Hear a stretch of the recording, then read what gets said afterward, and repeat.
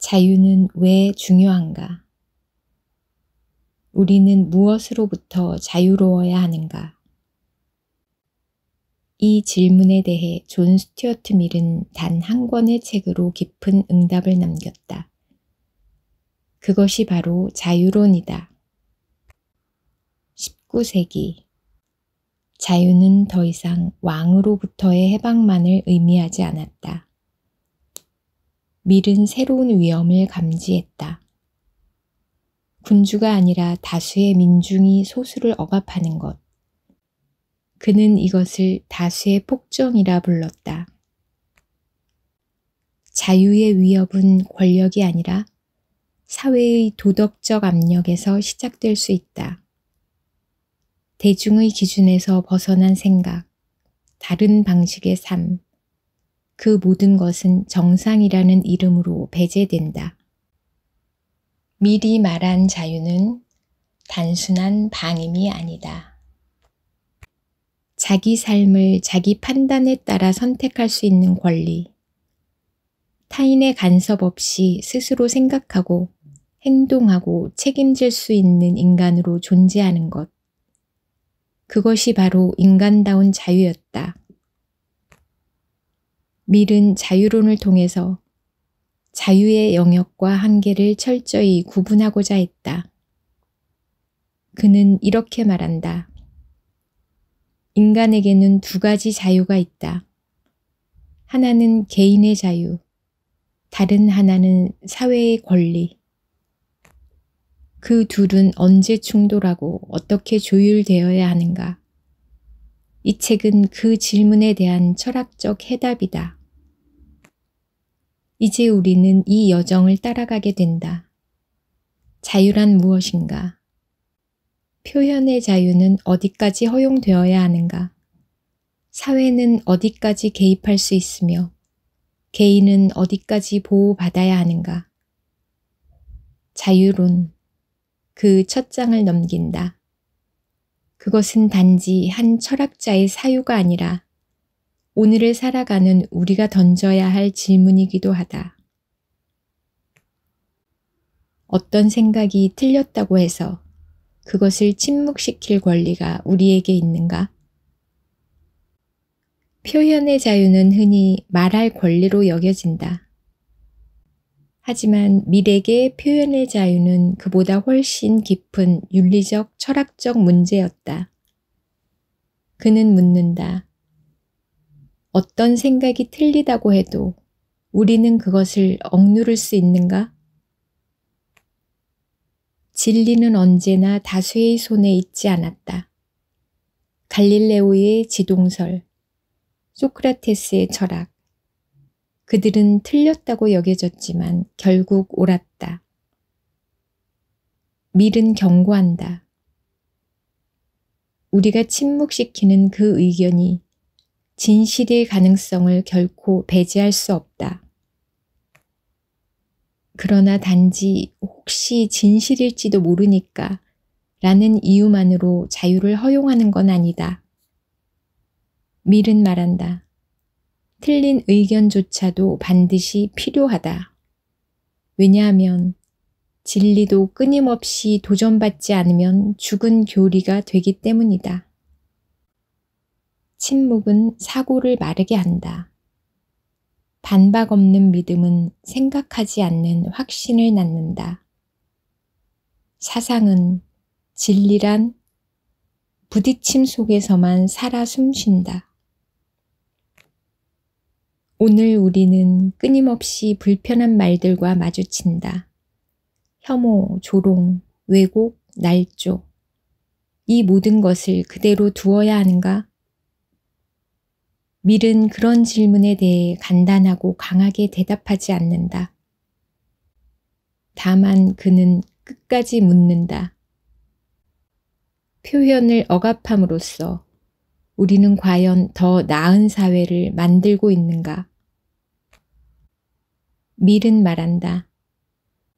우리는 스스로의 불완전함을 인정하는 한 타인의 의견을 틀렸다고 침묵시킬 권리를 가질 수 없다. 표현의 자유는 모든 말이 옳다는 선언이 아니라 어떤 말도 미리 배제되어선 안 된다는 원칙이다. 그리고 그 원칙 위에서만 우리는 자유로운 사회를 꿈꿀 수 있다. 밀은 이렇게 정리한다. 틀린 말도 존재할 자리가 있어야 진실은 그 자리를 지킬 수 있다. 틀린 말이 진실이었던 경우를 몇 가지 짚어보자.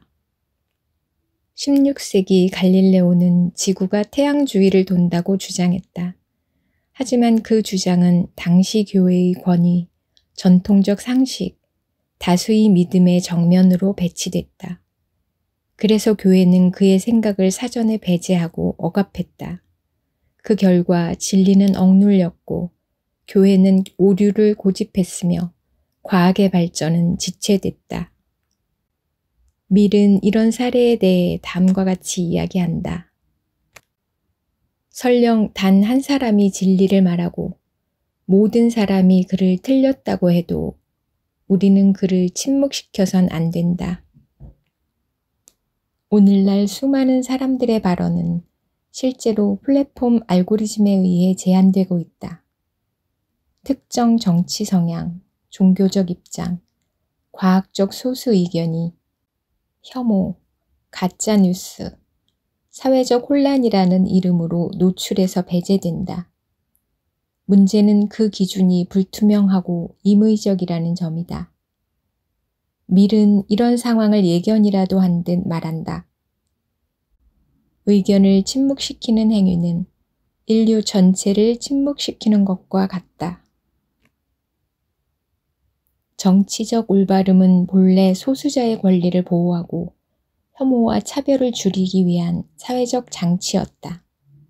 하지만 때로 이 올바름이 철학적 질문과 비판을 불허하는 절대 명령이 되기도 한다. 이건 말하면 안 되는 주제야. 그 생각은 위험하고 차별적이야. 이렇게 사유 자체가 금기시될 때 사회는 더 관용적으로 보이지만 사실은 훨씬 더 닫힌 구조로 흘러간다. 밀은 말한다. 틀린 의견을 억제하는 것이 아니라 그에 대해 토론하는 것이 진리를 지키는 방법이다.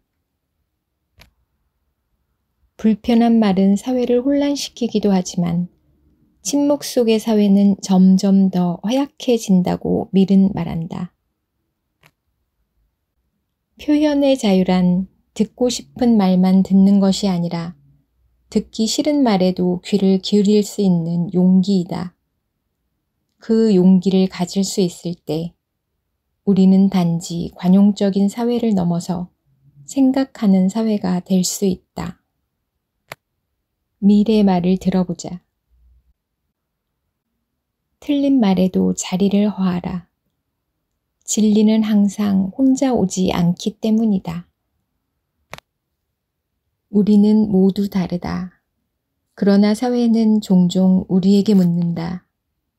왜 그렇게 살아야 하니? 그건 좀 이상하지 않니? 존 스튜어트 밀은 말한다. 인간은 기계가 아니다. 복제되지 않아야 하며 창조되어야 한다. 개성이란 단어는 가볍게 들릴지도 모른다. 그러나 밀에게 그것은 단지 취향이나 독특함이 아니었다. 그것은 진리와 발전을 위한 도구이자 인간성의 본질 그 자체였다. 우리는 사회 속에서 살아간다. 관습, 규범, 분위기, 눈치. 그 모든 것이 다름을 억누르는 무형의 힘이 된다. 그리고 사람들은 안전한 동일함 속에 숨는다. 하지만 밀은 경고한다. 모든 사람이 같은 방식으로 살아간다면 우리는 점점 생각하지 않는 존재가 된다. 다름은 위험이 아니라 사회 진보의 씨앗이다. 우리는 혁신을 말하면서도 안정만을 요구한다. 창조를 원하면서도 수능을 강요한다. 하지만 역사를 보면 앞으로 나아간 모든 시대는 자기다움을 견딘 사람들 덕분이었다. 에디슨, 조앤 케이 롤링, 반 고흐. 그들은 다 틀린 사람이었다. 그러나 그들의 개성이 결국 세상을 한 발짝 더 깊이 이끌었다. 개성은 우연한 특질이 아니다. 그것은 스스로 생각하고 스스로 느끼고 스스로 결정하는 인간만의 능력이다. 그 능력이 억압될 때 우리는 모두 조금씩 덜 인간적이 된다. 밀은 단언한다. 개성은 천재성의 토양이며 사회 전체가 성장하기 위해 반드시 보호받아야 한다. 자유는 선택의 문제만이 아니라 어떻게 다르게 살 것인가의 문제이기도 하다. 그리고 그 다름이 살아남을 수 있을 때 비로소 우리는 진정으로 자유로운 사회를 향해 걸을 수 있다. 내가 너답게 살아갈 수 있는 세상, 그것이 미래의 꿈이었다. 개인이 하고 싶은 대로 살아도 되는가? 국가는 언제 개입할 수 있는가? 자유는 어디에서 끝나는가? 이 질문에 대한 미래 대답은 간결하면서도 단호했다. 타인에게 해를 끼치지 않는 한 개인의 자유는 침해되어서는 안 된다. 이것이 바로 해악 원칙이다. 밀은 자유가 아무런 조건 없이 허용되는 것이 아님을 잘 알고 있었다. 그는 말했다.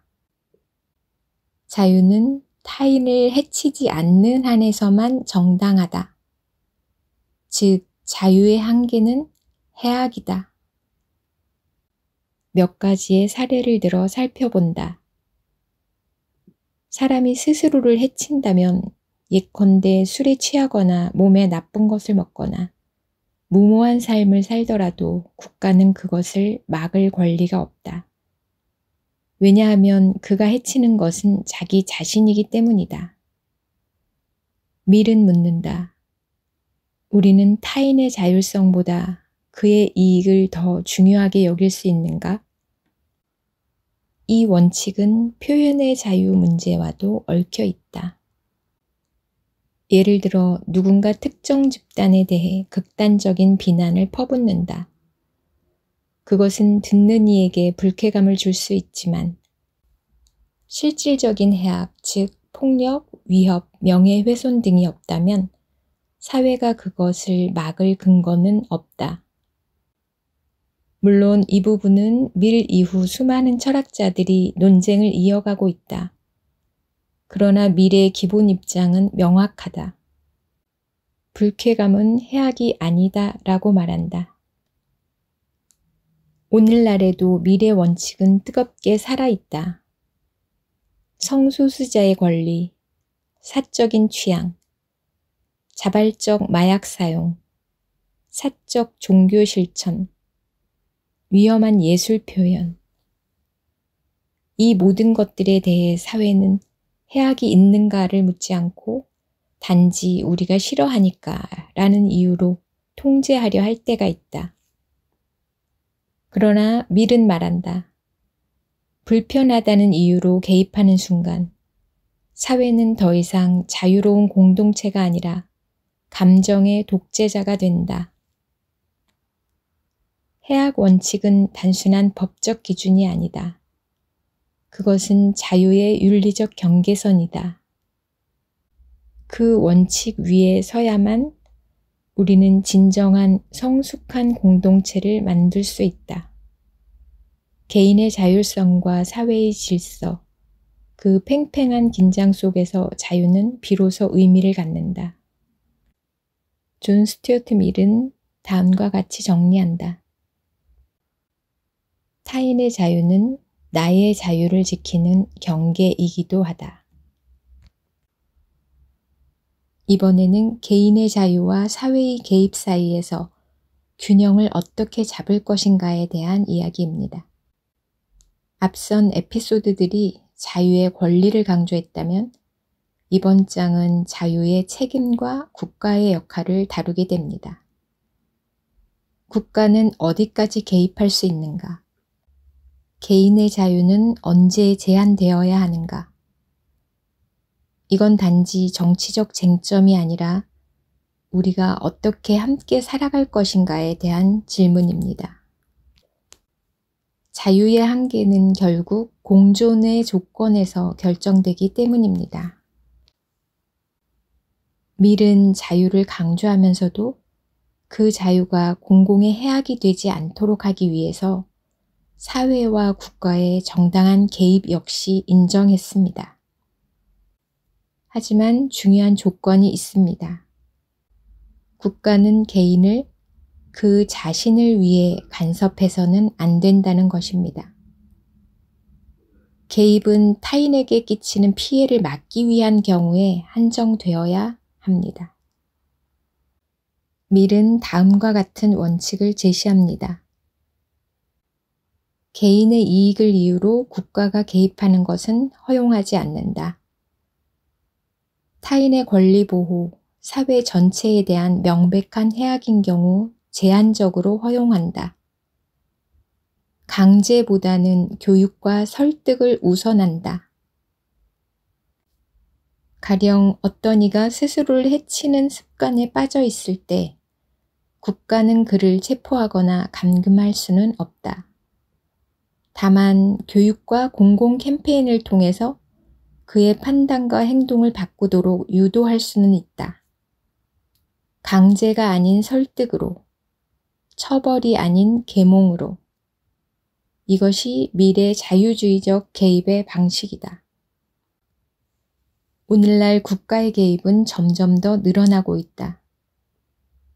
흡연 경고 이미지 의무화, 백신 접종 강제 논란, 학교 급식 의무화, 음주 제한 광고, 개인 소득에 따른 세율 차등 부과. 이 모든 조치들이 개인의 자유를 침해하는가?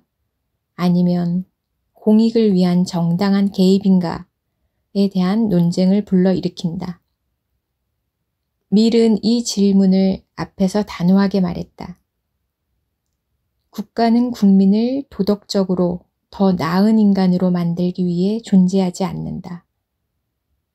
국가는 시민이 어떻게 살아야 할지를 설계하는 윤리적 권위자가 아니다.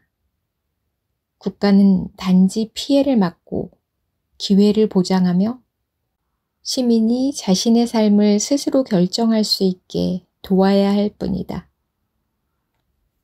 자유는 고립된 권리가 아니다. 그것은 책임과 공동체 의식 위에 세워질 때 비로소 성숙한 자유가 된다. 밀은 개인의 자율성을 최대한 보호하면서도 사회가 붕괴되지 않도록 공공성과 자유 사이에 섬세한 균형을 세우려 했다. 그는 이상주의자가 아니었다. 그는 실천 가능한 자유의 윤리를 구축하고자 한 현실주의자였다. 존 스튜어트 밀은 이렇게 정리합니다. 자유란 단지 간섭받지 않는 상태가 아니라 책임 있게 사유하고 행동할 수 있는 힘이다. 오늘은 여기까지 하겠습니다. 저는 최근에 존 스튜어트 밀의 자유론을 접하게 되었는데 너무 늦은 감이 있어서 많이 아쉬웠습니다. 좀 더 진즉에 이 책을 꼼꼼히 읽었더라면 내 주위에 가까운 사람들의 자유를 좀 더 진심으로 존중해 주지 않았을까 하는 그런 생각이 뒤늦게 들었습니다. 저희 채널에 찾아와 주시고 경청해 주시고 구독해 주셔서 진심으로 감사드립니다. 다음에 또 뵙겠습니다.